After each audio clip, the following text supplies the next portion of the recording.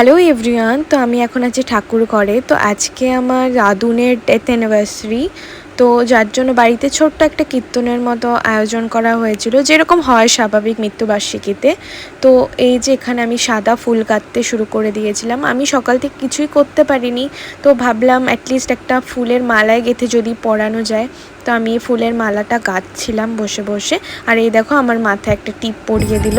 তো তারপর কীর্তন শুরু হয়ে গিয়েছিল,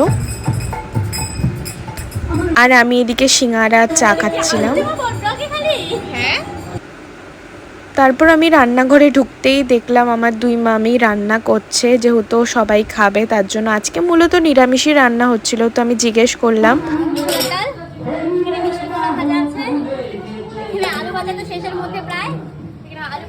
এই রান্নাগুলো আজকে হয়েছে। তারপর আমি সবাইকে ছাতা দান করছিলাম, যারাই আজকে গান করতে এসেছিল। তারপর সবাই চলে যাওয়ার পর রাতে আমি একটু গান নিয়ে বসছিলাম, জাস্ট ট্রিবিউটের মতো দাদুনের জন্য। তো তারপর একে একে সবাই গান করলো, আর আমাকেও জোর করছিল গান করতে।